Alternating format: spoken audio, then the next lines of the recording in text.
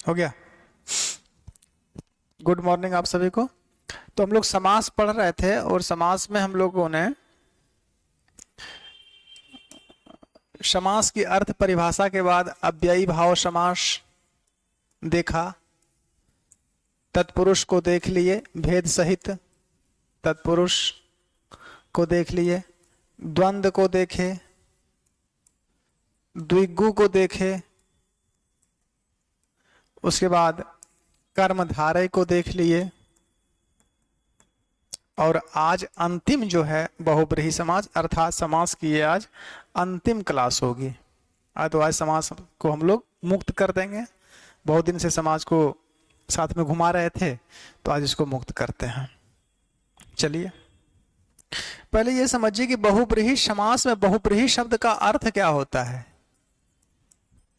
बहुब्रीहि समास, अगर बहुब्रीहि समास को देखें तो सबसे पहले ये बताइए कि जो बहुब्रीहि है इसका एक अर्थ क्या है।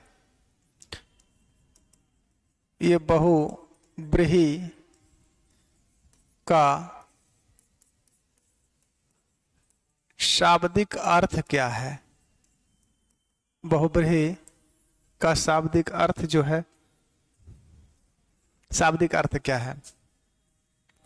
देखिए बहुब्रीहि का अर्थ होता है जो अनेक शब्दों का अर्थ ना दे। ठीक है, अनेक शब्दों का जो निषेध करे उसे हम लोग बहुब्रीहि बोलते हैं। इसका शाब्दिक अर्थ ये होता है, इसको लिख लीजिए। बहुत से अर्थों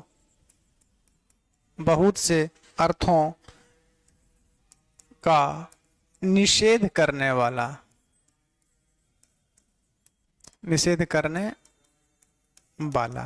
बहुत से अर्थों का निषेध करने वाला जो होता है उसे बहुब्रीहि समास कहते हैं। जिसे आपको हम समझाते हैं, एक उदाहरण के माध्यम से समझाते हैं। जैसे मान लीजिए हम इसको समझे, जैसे, फिर इसके बारे में आगे बढ़ते हैं। जैसे मान लीजिए एक शब्द लिए हम लोग जलज, जलज एक शब्द लिए। अब जलज का अर्थ तो मेढक भी होता है। जलज का अर्थ क्या होता है, मेढक भी होता है। जलज का अर्थ मच्छर भी होता है, सॉरी मगरमच्छ होता है ना, मगरमच्छ भी होता है। जलज का अर्थ अगर देखें तो मछली भी होता है। जो जल में रहे वो जलज है। ठीक है, जिसका जन्म जल में हुआ हो वो क्या है, जलज है। और जलज का एक अर्थ कमल भी होता है, कमल का पुष्प। लेकिन हम लोग क्या करते हैं कि इन सभी अर्थों को ना लेके सिर्फ हम लोग कमल को ही मानते हैं जलज। हलधर, हलधर कहने से सीधा मतलब निकलता है कि भगवान कृष्ण के एक भाई, बड़े भाई थे दाऊ, जिनका नाम हलधर था क्योंकि वो हल का धारण करते थे। लेकिन हलधर का मतलब तो बैल भी होता है, हल को धारण करता है। हलधर किसान को भी बोलते हैं। ठीक है, हलधर ट्रैक्टर आजकल है ना, ट्रैक्टर में भी हल होता है तो वो भी हलधर है। हलधर ऊंट धारण करता है तो ऊंट को भी बोलते हैं। ठीक है, लेकिन हलधर का अर्थ हम लोग किसको समझते हैं, बलराम को। उसी प्रकार जलज है तो जलज का अर्थ इतना होता है, लेकिन हम लोग क्या करते हैं, एक ही अर्थ को मानते हैं जलज में। किसको, मगरमच्छ को, सॉरी कमल को।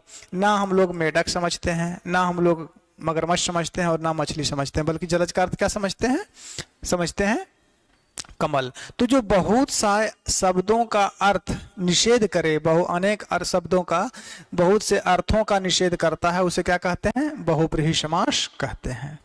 चलिए इतना तक लिख लिए, आगे बढ़िए। इसके बारे में कुछ बातें लिख लीजिए बहुब्रीहि के बारे में, और ये हमेशा याद रखिएगा। बहुब्रीहि समास, क्या क्या बातें इसके बारे में आपको याद रखनी है वो याद रखिए। नंबर 1,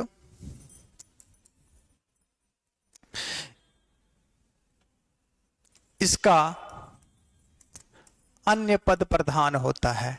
इसका अन्य पद प्रधान होता है। एक बात ये, अन्य पद प्रधान होता है। देखिए अभी हम लोग देखें कि जलज, जिसका जन्म जल में हुआ हो उसे जलज कहते हैं। जल से जन्म जलज। लेकिन जलज का क्या करें कि हम एक अर्थ निकाल लिए कमल। ठीक है, इसका अन्य पद प्रधान हो गया। जैसे हम लोग बोलते हैं चक्रधर, चक्र को धारण करने वाला। चक्र को तो बहुत सारे देवताओं ने धारण किया था ना, लेकिन चक्र का चक्रधर सिर्फ भगवान विष्णु को ही बोला जाता है।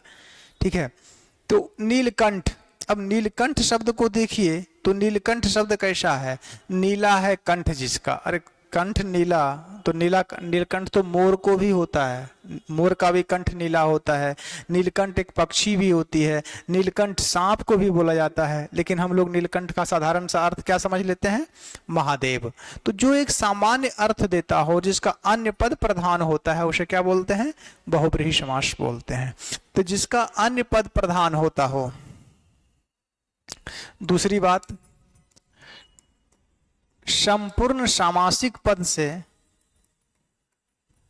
संपूर्ण सामासिक पद से कोई अन्य अर्थ, संपूर्ण सामासिक पद से कोई अन्य अर्थ अभिव्यक्त होता हो, अभिव्यक्त, संपूर्ण सामासिक पद से कोई अन्य अर्थ अभिव्यक्त होता हो, वो भी क्या कहलाएगा, वो भी बहुब्रीहि समास होता है। और लिखिए पॉइंट नंबर 3, योग रूढ़ शब्दों में, योग रूढ़ शब्द पढ़े थे ना, शब्द में हम लोग शब्द को पढ़ते हैं कौन, रूढ़, यौगिक और योग रूढ़। तो योग रूढ़ शब्द जो होता है उसमें बहुब्रीहि समास होता है। तो योग रूढ़ शब्दों में,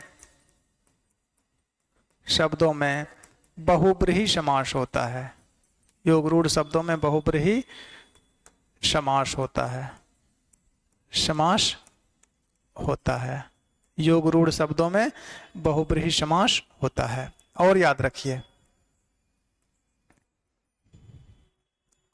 देवी देवताओं के,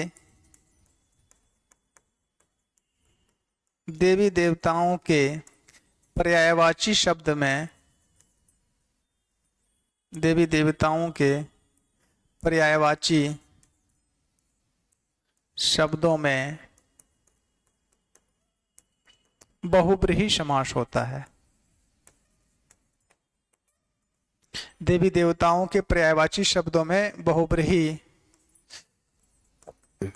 समास होता है।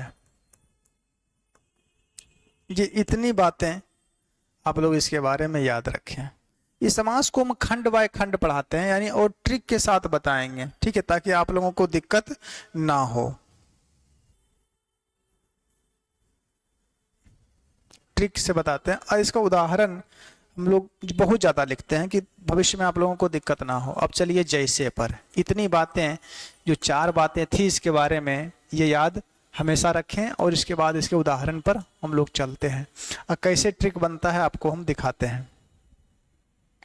नंबर 1 लिखिए, नंबर 1, इसको ट्रिक भी आप लोग बोल सकते हैं, ट्रिक, इसको आप लोग ट्रिक भी बोल सकते हैं और याद रहेगा। देखिए कैसे। नंबर 1 में ये बात लिखिए कि यदि संज्ञा शब्द के साथ, यदि किसी संज्ञा के साथ, यदि किसी संज्ञा के साथ, संज्ञा मतलब नाम, ठीक है, ऐसे यदि किसी संज्ञा के साथ आनन, आनन, मुख, बदन, बदन मतलब भी मुख होता है, आनन, मुख, बदन जुड़ा हो,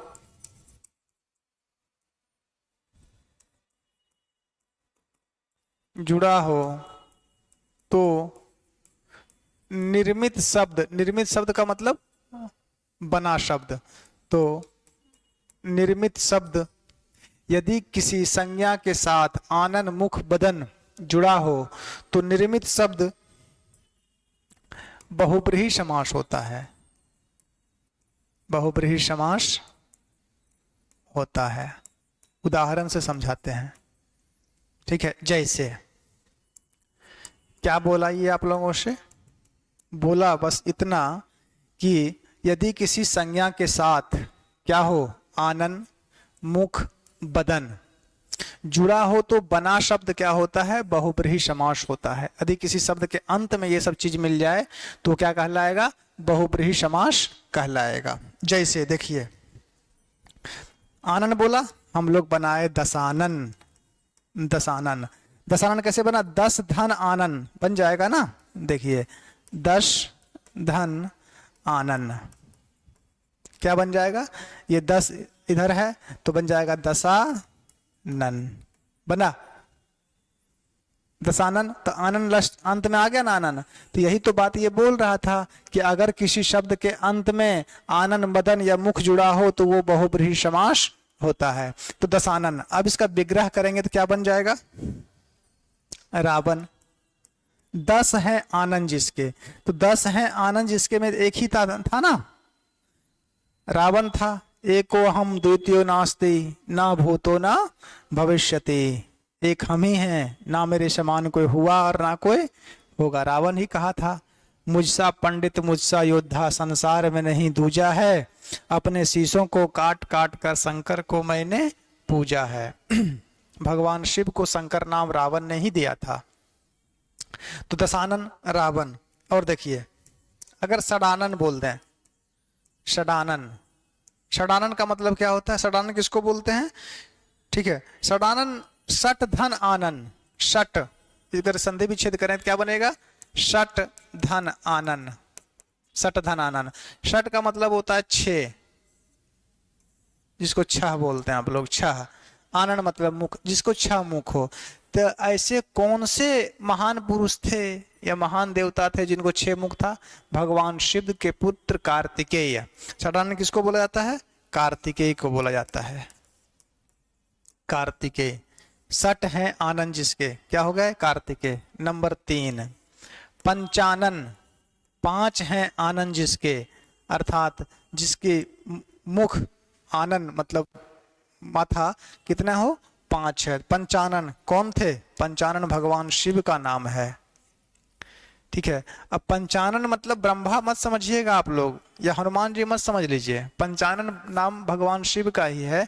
भगवान ये ब्रह्मदेव को भी 5 सिर था, लेकिन भगवान शिव ने उनका एक सिर उखाड़ लिया था, है ना। क्यों उखाड़ लिया था, ये कहानी आप लोग को पता होगा। तो पंचानन। नंबर 4 एक और लिखिए, चतुर्मुख, 4 है मुख जिसके, क्या हो जाएगा, चतुर्मुख। चतुर्मुख किसे कहते हैं, चतुर्मुख बोलते हैं ब्रह्मा को। ब्रह्मा को कितने माथा था, 4, 5 था, भगवान शिव ने एक उठा लिया कि आपको ज्यादा अहंकार हो गया है, तब आपको एक माथा की आवश्यकता नहीं है। तो चतुर्मुख ब्रह्मा होते हैं। दसानन रावण, षडानन ये देखिए। तो मुख आनन में क्या बोला, आनन हो, बदन हो या मुख हो, किसी भी के शब्द के अंत में अगर ये सब शब्द जुटा हो तो वो क्या कहलाता है, बहुब्रीहि समास कहलाता है। तो षडानन दसानन पंचानन चतुर्मुख हो गया। 10 बदन भी हो सकता है, 10 धन बदन। बदन मतलब मुख होता है, बदन मतलब शरीर नहीं होता, बदन मतलब मुख होता है। ये जो ऊपर वाला डिपार्टमेंट है ना, ये मुख।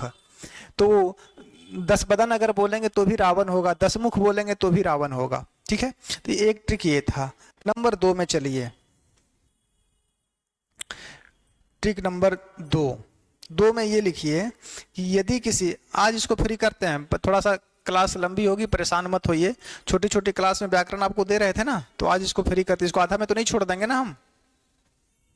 चलिए, यदि किसी पशु या पक्षी को, ट्रिक नंबर 2, यदि किसी पशु व पक्षी, यदि किसी पशु व पक्षी के नाम के साथ, के नाम के साथ वाहन या वाहिनी, वाहन या वाहिनी, वाहन या वाहिनी, 2 शब्द याद रखिएगा। अगर किसी पशु पक्षी के नाम के साथ वाहन या वाहिनी शब्द जुड़ा हो, शब्द जुड़ा हो तो निर्मित शब्द, तो निर्मित शब्द का मतलब, तो जो शब्द बनेगा, निर्मित शब्द बहुब्रीहि होता है।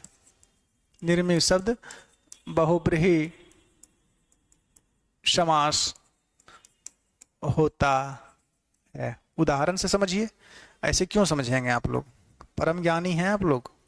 जैसे देखिए,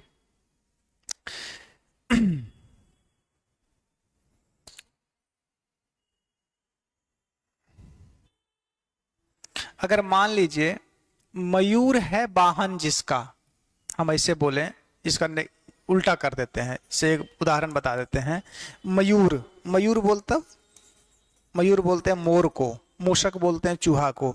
तो मयूर है वाहन जिसका, मयूर है वाहन जिसका वह। तो मयूर वाहन किसका है? भगवान कार्तिकेय का है। किसका है? कार्तिकेय का। भगवान कार्तिकेय का वाहन क्या है?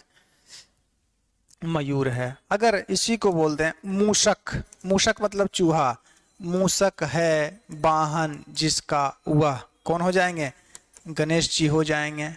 बैल है वाहन जिसका, शिव हो जाएंगे।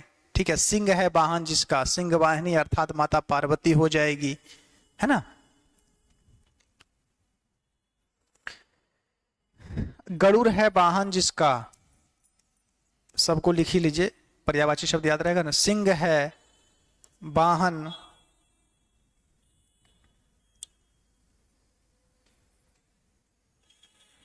या इसको ऐसे कर सकते हैं, थोड़ा इसको छोटा कर दीजिए, थोड़ा आप लोग को बड़ा लगेगा। जैसे हम लोग लिखे अगर सिंह वाहिनी, ये उदाहरण तो आप लोग को हम समझा दिए, अच्छा फिर समझ जाइए, कोई दिक्कत नहीं है। सिंह वाहिनी, सिंह वाहिनी। अब सिंह वाहिनी किसको बोलते हैं हम लोग? माता दुर्गा को बोलते हैं, तो दुर्गा हो गई। ठीक है। नंबर 4 में आइए, गरुड़ वाहन। गरुड़ किसका वाहन था? गरुड़ वाहन। गरुड़ वाहन किसको बोलते हैं? भगवान विष्णु अर्थात श्री हरि नारायण को बोलते हैं। और उदाहरण लिखिए, 4 5 लिख लीजिए। उलुक वाहिनी किसका है? उलुक मतलब उल्लू। उलुक वाहिनी कौन है? तो उलुक वाहिनी माता लक्ष्मी है। कौन है? माता लक्ष्मी।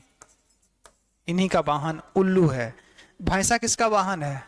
भैंसा यमराज का है। ठीक है। तो ये सब शब्द, अगर किसी शब्द के अंत में वाहिनी, वाहन, वाहिनी शब्द अगर जुड़ा हो तो वो क्या होता है? बहुब्रीहि समास होता है। तो आपको 2 ट्रिक बताए। तीसरे नंबर पर चलिए, इसको लिख लीजिए। तीसरा नंबर ट्रिक पर चलिए। तीसरा नंबर ट्रिक लिखिए,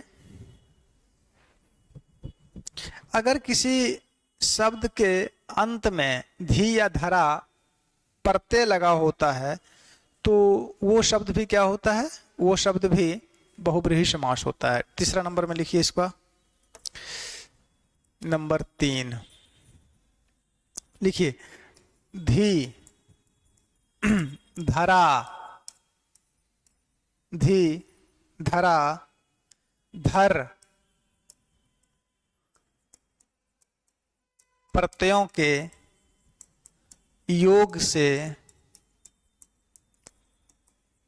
बना शब्द। धी, धरा, धर प्रत्ययों के, प्रत्यय लगा है, अंत में लगेगा, प्रत्ययों के योग से बना शब्द क्या कहलाएगा?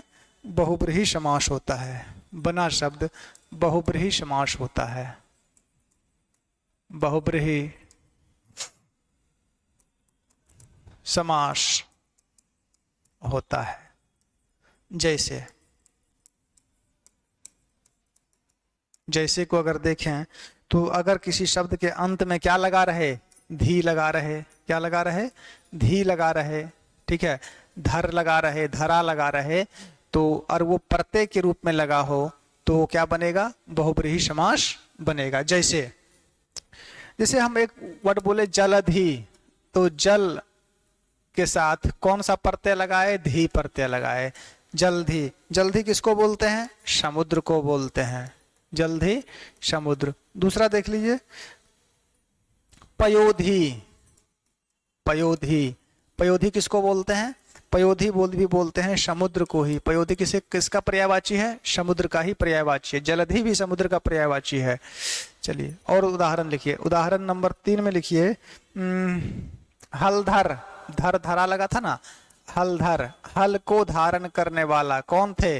बलराम थे, बलराम। नंबर 4 दंडधर। दंड को धारण करने वाला। दंड को कौन धारण करता है? यमराज। यमराज के हाथों में दंड होता है। और लिख लीजिए चक्रधर। चक्र को धारण करने वाला चक्रधर। चक्रधर किनका नाम है? भगवान श्री हरि नारायण अर्थात विष्णु का चक्रधर। और लिखिए 5 हो गया।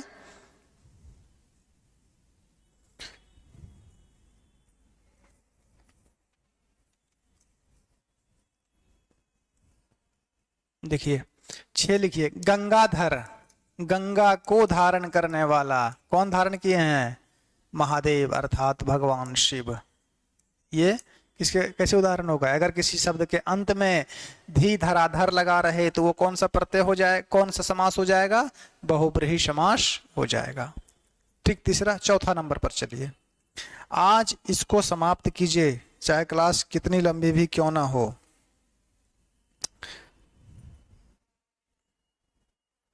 नंबर 4 में लिखिए, चौथा होगा ना जी? नंबर 4 में लिखिए जिस शब्द के साथ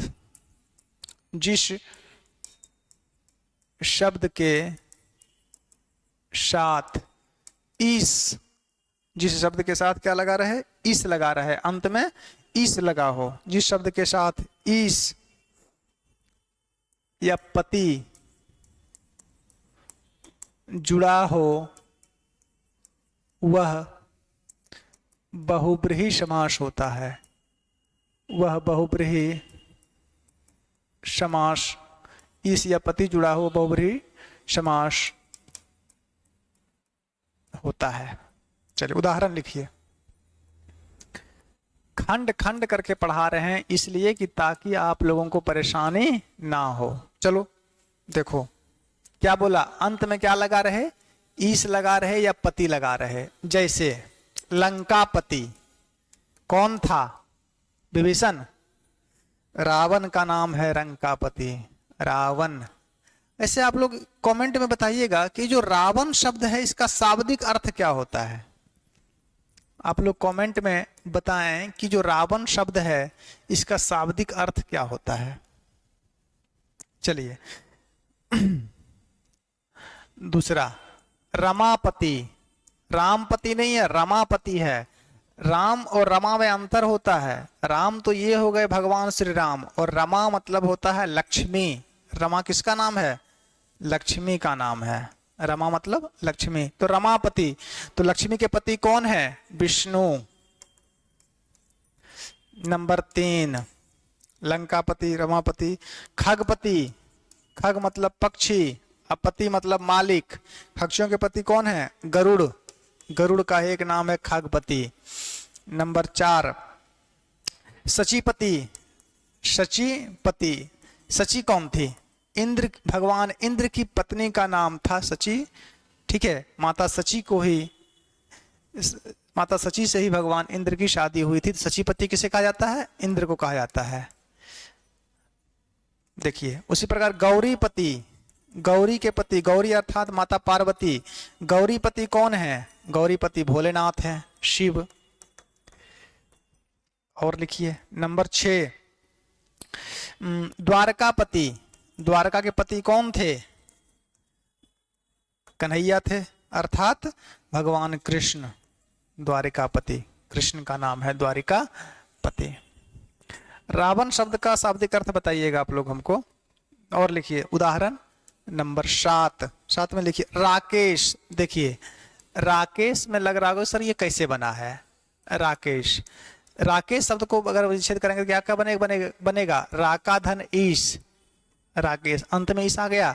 राका धन ईश से कौन सा संधि हो गई? ये गुण स्वर संधि हो गई। एक आर की मात्रा गुण स्वर संधि। राकेश अर्थात राका मतलब रात्रि अपति, रात्रि का पति किसे कहा जाता है? राकेश। राकेश कहा जाता है चंद्रमा को। किसको कहा गया है? चंद्रमा को राकेश कहा जाता है। नंबर 8 सतीश। सतीश किसका नाम है? सती के ईश। सती कौन थी? भगवान शिव अर्थात माता पार्वती का पिछला जन्म जो हुआ था वो क्या कहलाता था? सती थी। तो सतीपति कौन है? शिव जी हैं, भोलेनाथ। और लिख लीजिए उदाहरण में गुड़ाकेश। देखिए गुड़ाकेश का मतलब क्या होता है? और गुड़ाकेश है कौन? गुड़ाका धन ईश। गुड़ाका मतलब रात्रि, ठीक है, या निद्रा इसको बोलते हैं गुड़ाका धन ईश। अर्थात जो निद्रा पर विजय प्राप्त कर लिया हो उसे कहते हैं गुड़ाकेश। ये शब्द जो बना है इसका संधि विच्छेद होता है गुड़ाका धन ईश से गुड़ाकेश शब्द बना है। गुड़ाका मतलब रात्रि यानी निद्रा। निद्रा पर जो विजय प्राप्त कर लिया है उसे गुड़ाकेश कहा जाता है, ठीक है। तो गुड़ाकेश शब्द का प्रयोग 3 अर्थों में होता है। 3 अर्थ, एक तो भोलेनाथ हैं ही, एक तो शिव जी हैं ही, एक अर्जुन का भी नाम है कि चौकी 14 वर्ष तक ये भी नहीं सोया था, और एक लक्ष्मण का भी नाम है। ये 3 अर्थों में इसका प्रयोग होता है, शिव, अर्जुन और लक्ष्मण। तो जो अन्य पद जो प्रधान होता है वो क्या होता है? बहुब्रीहि समास होता है। नंबर 10 पर आइए।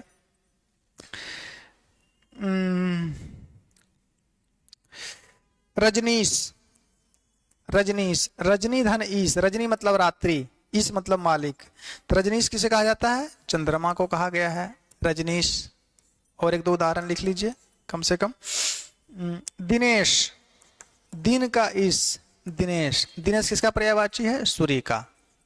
तो ये उदाहरण हो गए किसके? ये सभी उदाहरण हो गए जिस शब्द के साथ ईश या पति जुड़ा होता है वो बहुब्रीहि समास होता है, और ये सब बहुब्रीहि समास के उदाहरण हो गए। लिखिए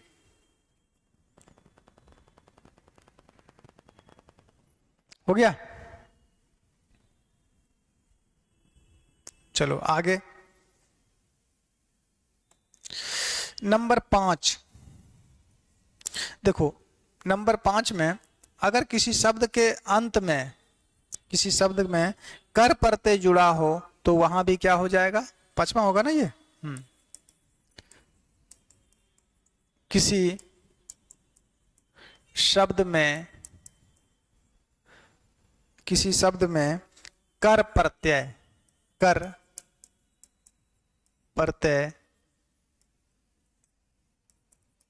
जुड़ा हो तो निर्मित शब्द, तो निर्मित अर्थात बना शब्द, निर्मित अर्थात बना, किसी शब्द में कर प्रत्यय जुड़ा हो तो निर्मित शब्द बहुब्रीहि समास होता है। निर्मित शब्द बहुब्रीहि समास होता है। जैसे इसका भी जैसे थोड़ा सा देख लीजिए कि कैसे बना है ये। जैसे जैसे देखो एक शब्द लिखाते हैं, हिम के साथ कर प्रत्यय लगाए, क्या बनाइए? बना हिमकर। हिम के साथ कर प्रत्यय, हिम मूल शब्द है, इसके साथ कर प्रत्यय लगा दिए। ये बोल रहा था ना कर प्रत्यय लगाने, लगा दिए हिमकर। हिमकर किसको बोलते हैं? हिमकर बोलते हैं चंद्रमा को। हिम मतलब ठंड, ठंडा करने वाला चंद्रमा। और लिखिए अगर मान लीजिए दिन है, दिन के साथ कर प्रत्यय क्या बनेगा? दिनकर बनेगा। दिनकर किसका नाम है? सूर्य का कहा जाता है, दिन को करने वाला सूर्य। और बनाइए, मान लीजिए दिवा है, दिवा के साथ कर प्रत्यय क्या बनेगा? दिवाकर बनेगा। क्या बनेगा? दिवाकर। दिवाकर किसको बोलते हैं? सूर्य को बोलते हैं। उदाहरण की कमी नहीं होनी चाहिए बाबू। एक शब्द है भा धन कर, क्या बनेगा संधि विच्छेद इसका? इसका बन जाएगा भास्कर। भास्कर किसको बोलते हैं? ये भी सूर्य को बोलते हैं। आई बात कुछ समझ में? तो अगर किसी शब्द के अंत में कर प्रत्यय लगा हो तो उससे निर्मित शब्द जो होगा उसमें बहुब्रीहि समास होता है। चलो अगला नियम देखो।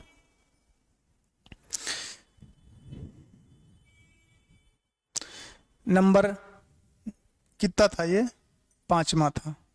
नंबर 6, जिस शब्द में नंबर 6, जिस शब्द में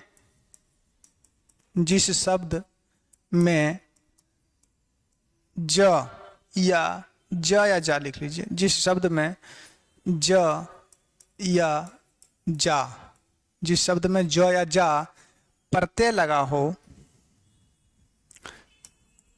प्रत्यय लगा हो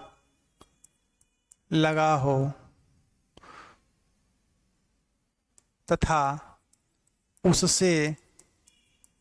उससे बना शब्द बहुब्रीहि समास होता है, तथा उससे बना शब्द बहुब्रीहि समास होता है। कैसे होता है, उदाहरण देखिए। इतना संक्षिप्त करके और इतना सरल माध्यम से बहुब्रीहि समास बता दे रहे हैं। ये चीजें आप लोग को बाद में समझ में आएगी कि सर ने क्या पढ़ा दिया था। अभी तो लग रहा होगा कि क्या छोटा सा समास एक दिन में खत्म हो जाता है, ये 5 दिन से लपेट रहे हैं हम लोग को। लेकिन ये बातें बाद में समझ में आएगी आप लोगों को कि मैं आप लोगों को क्या पढ़ा दिया हूं।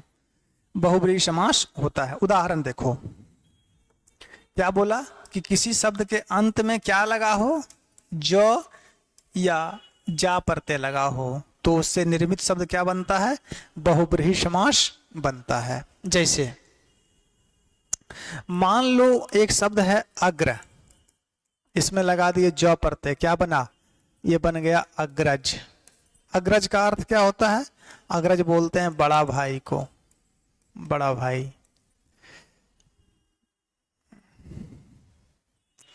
नंबर 2, अगर एक शब्द है अनु, इसके साथ लगा दिए ज, क्या बना, अनुज।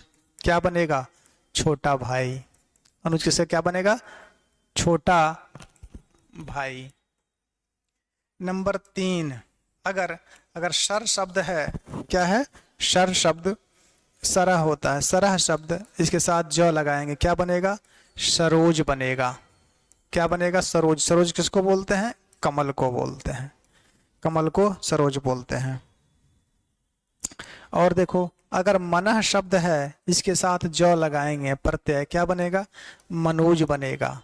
मनोज किसको बोलते हैं, कामदेव का एक नाम मनोज था। कामदेव थे ना, कामदेव कौन थे, रति के पति थे। रति कौन थी, भगवान विष्णु की बेटी थी।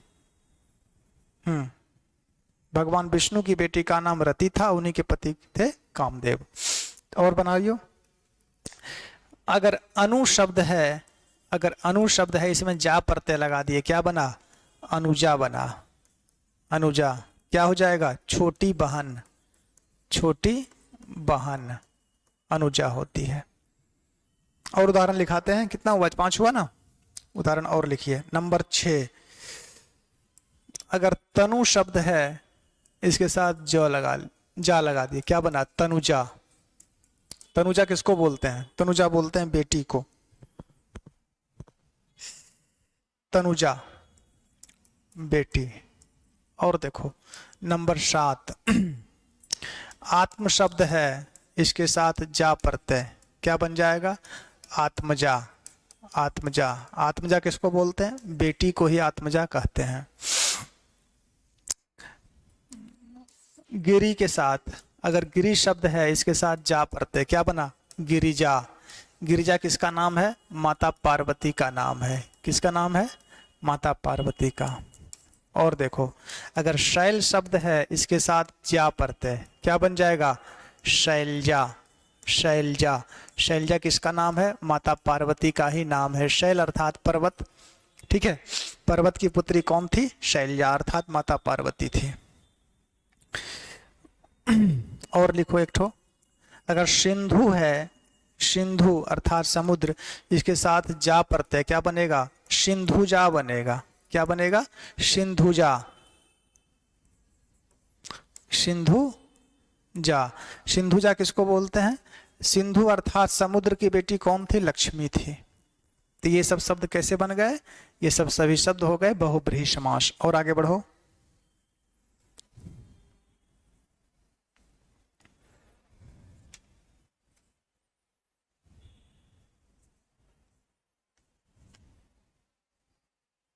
तो ये कितना नंबर पर हम लोग देख रहे थे जी? 6। नंबर 7 पे आइए। नंबर 7 नंबर 7 में लिखिए कि जिस शब्द के साथ अंबर, जिस शब्द के साथ अंबर, अंबर यानी वस्त्र, अंबर का यहां मतलब क्या हो जाएगा? वस्त्र हो जाएगा। अंबर मतलब आकाश भी होता है, लेकिन यहां इसका प्रयोग किस अर्थ में होगा? वस्त्र के अर्थ में होगा। जिस शब्द के साथ अंबर जुड़ा हो वहां बहुब्रीहि समास होता है। वहां क्या होता है? वहां बहुब्रीहि समास होता है। देखो कैसे, मान लो एक शब्द है पीतांबर।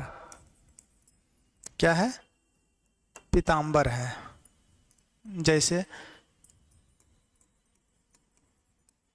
पीतांबर, पीत है अंबर जिसका, पीत मतलब पीला।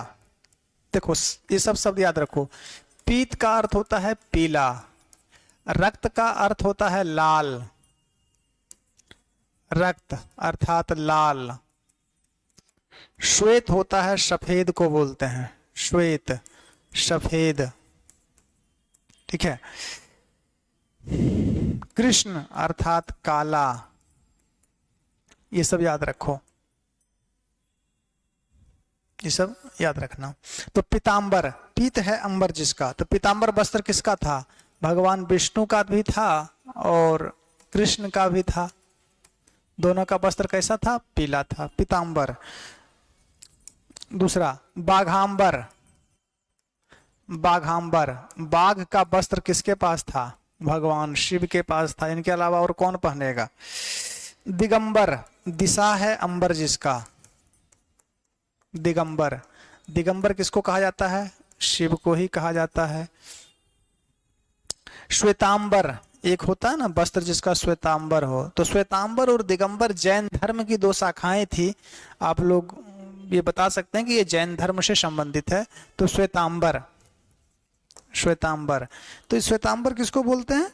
श्वेतांबर बोलते हैं जैन धर्म की शाखा को। लिख सकते हैं जैन धर्म की एक शाखा है जिसका नाम श्वेतांबर और दिगंबर है। ऐसे दिगंबर शिव का भी एक नाम है। तो जिस शब्द के साथ अंबर लगा हो उसमें भी बहुब्रीहि समास होता है। चलिए नंबर 8, नंबर 8 में लिखिए, मोस्ट है ये भी, कि जिस शब्द के साथ पानी या हाथ जुड़ा हो वो भी बहुब्रीहि समास होता है। जिस शब्द के साथ पानी, देखो इस पानी का मतलब हाथ होता है। क्या होता है? हाथ होता है। हाथ शब्द जुड़ा हो वहां बहुब्रीहि समास होता है। वहां बहुब्रीहि समास होता है, वहां बहुब्रीहि समास होता है। एक बात तो ये हो गई। उदाहरण से समझ लेते हैं। जैसे अगर जैसे की बात करो तो बिना पानी, जैसे बिना पानी, अंत में क्या लगा है?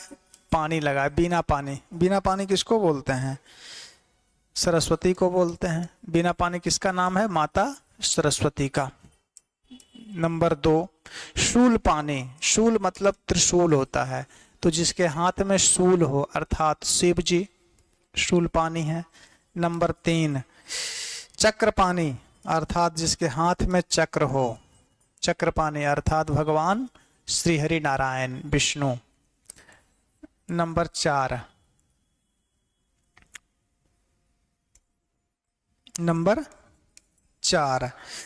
वेद पानी, यानी हाथ में जिसके वेद हो, तो वेद पानी किसको बोलते हैं? ब्रह्मा को बोलते हैं। ब्रह्मदेव का नाम ही है वेद पानी। एक और लिख लीजिए उदाहरण, वज्र पानी, वज्रपाणी यानी जिसके हाथ में वज्र हो, तो वज्रपाणी किसको कहा जाता है? इंद्र को कहा गया है वज्रपाणी। ठीक है, उदाहरण बहुत लिखा दिए होंगे आप लोग को, प्रत्येक 5, 6, 10 दे रहे हैं तो उदाहरण की कोई कमी नहीं होगी। इसके बाद और भी लिखा देंगे आप लोग। अगर चाहिएगा कि सर कुछ और उदाहरण और लिखा दीजिए, तो जो मोस्ट पूछे जा सकते हैं उसको मैं लिखा दूंगा। पहले इसको लिखिए, यहाँ तक हो गया ना? चलिए, तो ये सब तो हो गए, कुछ उदाहरण और लिखिए।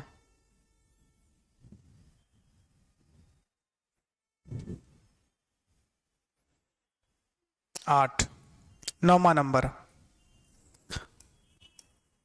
9, 10 लिखा देते हैं।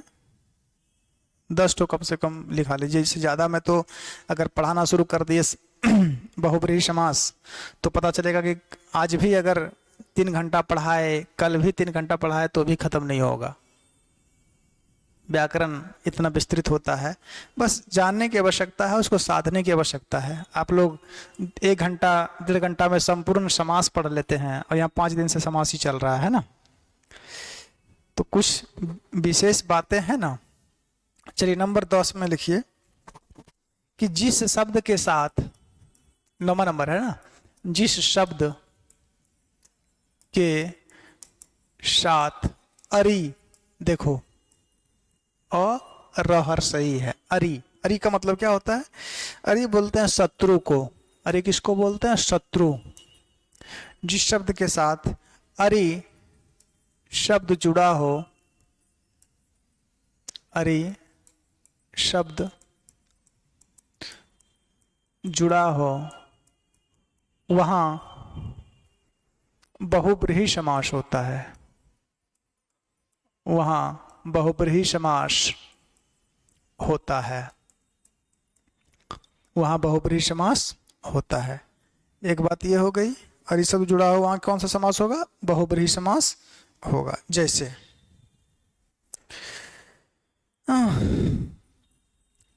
थक गए जी, बहुत पढ़ा भी दिया आप लोग को, इसको खत्म ही करके छोड़ेंगे आज। जैसे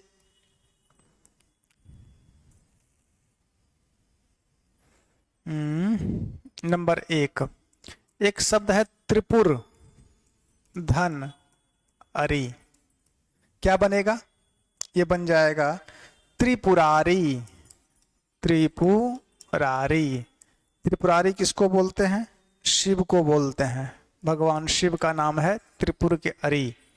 त्रिपुर एक दैत्य था ना, जो भगवान शिव से ही वरदान प्राप्त कर लिया था कि हमको वही मारे, ऐसे अस्त्र से हमारी बद्ध हो, जो बाण बाण ना हो, धनुष धनुष ना हो, रथ रथ ना हो, और ऐसे स्थान पर मारे ना जो आकाश रहे, ना धरती रहे, ना पाताल रहे, ना जल रहे, ना थल रहे।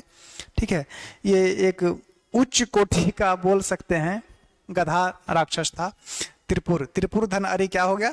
त्रिपुरारी। देखो, एक राक्षस था कंस, भगवान कृष्ण के मामा। कंस धन अरी क्या बनेगा? ये कंस धन अरी से क्या बनता है? कंसारी बन जाएगा। कंसारी अर्थात कृष्ण, कंस के अरी कौन हो जाएंगे? कृष्ण ही हो जाएंगे। कंस के अरी कौन थे? तो कृष्ण थे ना, कृष्ण हो गए। और बनाओ, 10 उदाहरण कम से कम लिखो। उरग अरी, उरग धन अरी, तो उरग धन अरी, तो उरग धन अरी से क्या बन जाएगा? उरगारी बन जाएगा। उरगारी। अरे उरग मतलब क्या होता है? उरग, उरग, उरग बोलते हैं सांप को। उरग किसको बोलते हैं? सांप को बोलते हैं उरग, याद रखो। उरग मतलब भी सांप होता है। पन्नग मतलब भी सांप होता है। पन्नग, पन्नग मतलब भी सांप ही होता है। तब पढ़ते हो नहीं तो पर्यायवाची कैसे याद होगा? हम बार बार बोलते हैं पढ़ने। तो उरग धन अरी, उरगारी। अब बताओ सांप का शत्रु कौन है? अरी लग रहा है अर्थात शत्रु, तो सांप का शत्रु कौन है? गरुड़ है। तो उरगारी किसको बोलते हैं? गरुड़ को बोलते हैं। और लिखो नंबर 4, सुर धन अरी, सुर के साथ अरी प्रत्यय, तो क्या बनेगा? ये बन जाएगा सुरारी। तो सुर मतलब देवता, अरि मतलब दुश्मन। तो देवताओं के दुश्मन कौन थे? देवताओं के शत्रु राक्षस हुआ करते थे। तो उर्गारी किसको बोलते हैं? राक्षस को बोलते हैं, उर्गारी राक्षस। और बनाओ एक और लिख लो। रावण, रावण था ना, रावण धन अरि क्या बनेगा? रावनारी बनेगा, राव नारी, रावनारी। तो रावनारी का हिंदी क्या होता है? रावण का अरि, अर्थात रावण के दुश्मन कौन थे? तो राम थे। तो रावनारी किसका नाम हो गया? राम का हो गया। अच्छा उदाहरण है ना सभी। चलो तो ये इतना तक तो हो गया। एक पॉइंट और लिख लो तो मुझे भी संतुष्ट रहेगा, संतुष्ट रहेंगे हम भी कि कुछ पढ़ाए हैं। ज़्यादा तो बताएंगे तो फिर आप लोग से ऊपर ऊपर जाने लगेगा। तो एक पॉइंट 10वां और लिख लो, इसके बाद क्लास छोड़ देंगे। 10वां नंबर में लिख लीजिए कि जिस शब्द के साथ नेत्र, नयन, अत्रि, लोचन, विलोचन जुड़ा हो। कितना नंबर होगा जी? भूल जाते हैं। नंबर 10 लिखिए। जिस शब्द के साथ नयन, लोचन, नयन मतलब आंख, लोचन मतलब आंख, अक्षी आंख, नेत्र आंख, सब आंख का ही पर्यायवाची लिख रहे हैं। नेत्र, नयन, लोचन, अक्षी, नेत्र, लोचन, अक्षी, नेत्र जुड़ा हो। कितना लिखिएगा? जुड़ा हो वहाँ बहुब्रीहि समास होता है, वहाँ बहुब्रीहि समास होता है। कौन समास होगा? बहुब्रीहि समास होगा। जैसे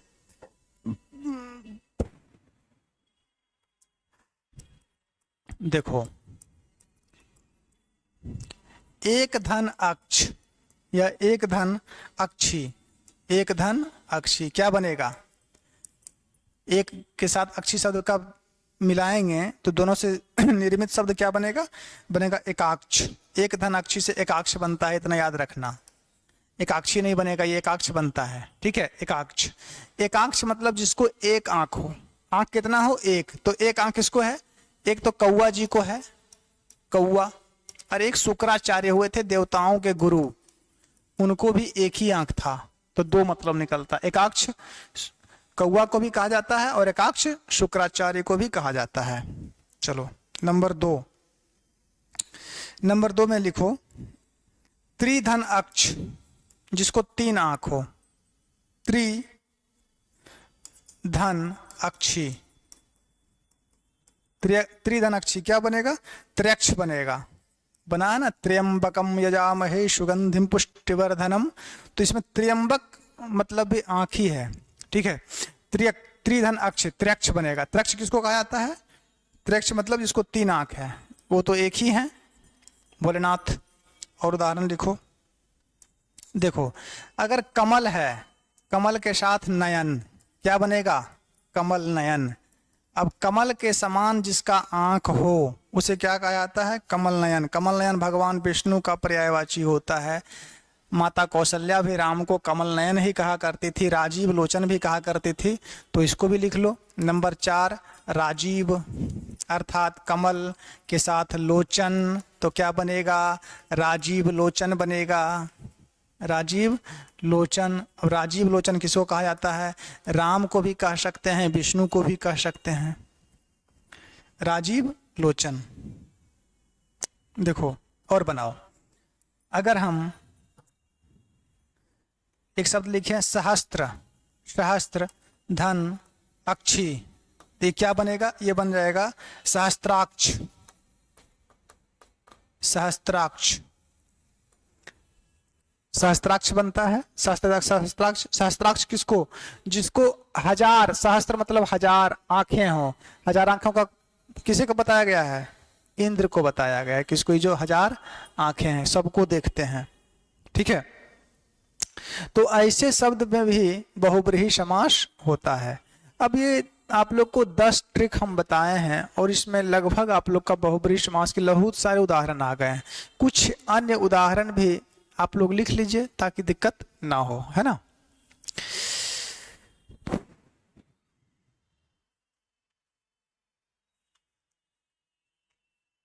चलो कुछ और अन्य उदाहरण लिखो। लिखो बहुब्रीहि के अन्य उदाहरण। बहुब्रीहि समास के अन्य उदाहरण जो मोस्ट हैं, जो किसी भी परीक्षा में पूछे जा सकते हैं, उसको लिखा देते हैं।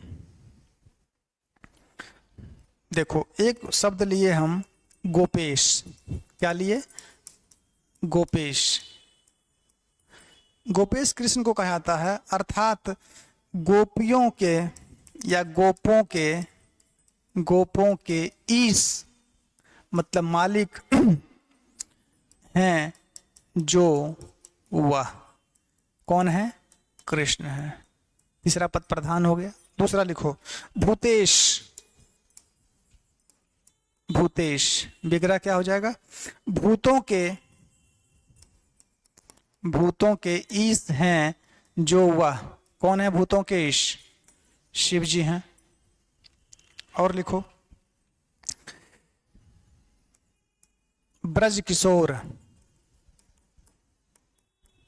ब्रज किशोर ब्रज के किशोर हैं, जो ब्रज के किशोर हैं, जो वह कौन है? कृष्ण है। और लिखो बजरांग।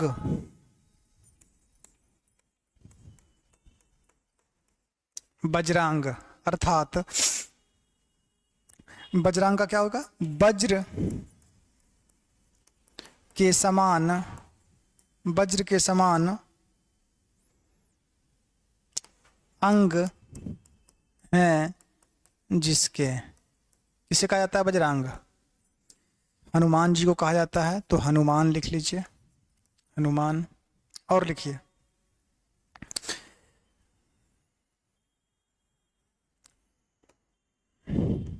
अंगराज। अंग देश का राजा कौन था? कर्ण था ना। अंगराज अंग देश का राजा है, जो वह कौन था? कर्ण था, सूर्यपुत्र कर्ण महाभारत में। तो अंग देश का ये राजा था। और भी उदाहरण दिखाते हैं, अभी तो 5 ही हुआ है। लिखिए कम से कम 105। अंग देश का राजा है, जो वह।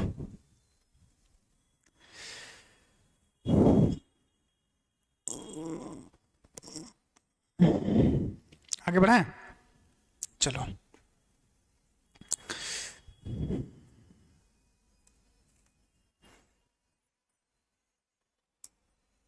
पांच नंबर 6 नंबर लिखिए आशुतोष। आशुतोष। आशु मतलब क्या होता है और तोष मतलब क्या होता है? आशु का मतलब होता है शीघ्र, यानी जल्दी, शीघ्र। और तोष का मतलब होता है संतुष्ट, संतुष्ट। आशुतोष भगवान शिव का एक नाम है, क्योंकि वो शीघ्र संतुष्ट हो जाते हैं। आशुतोष, आशु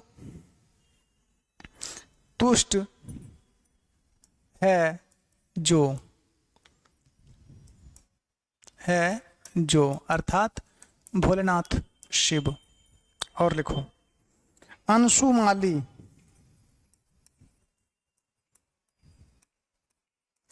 अंशुमाली, अंशुमाली सूर्य का पर्यायवाची होता है। लिखिए अंशु अर्थात, अंशु का मतलब क्या होता है? किरण। किरण की माला। आंसू अर्थात किरण तक, अंशु की माला है जिसकी, है जिसकी अर्थात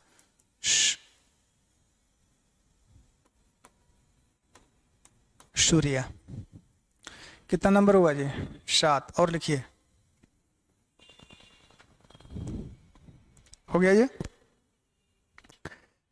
और लिखो, धनंजय, धनंजय क्या हो जाएगा? धन को जय करने वाला, धन को जय करने वाला अर्थात अर्जुन का एक नाम धनंजय था। और लिखो, मीन केतु, मीन केतु। देखो, मीन मतलब मछली होता है, केतु मतलब पताका होता है। जिसके पताके पर मीन का अर्थात मछली का चिन्ह हो, मीन केतु कहलाता है। किसके पताके पर था? मीन का निशान जिसके ध्वज पर, केतु मतलब ध्वज, केतु मीन का निशान जिसके ध्वज पर हो अर्थात कामदेव, कामदेव का ही एक नाम मीन केतु है। एक उदाहरण और लिख लीजिए, ज्यादा हो रहा है अब क्या, मैं भी थक गया हूं, बहुत लंबी क्लास कर रही है अब।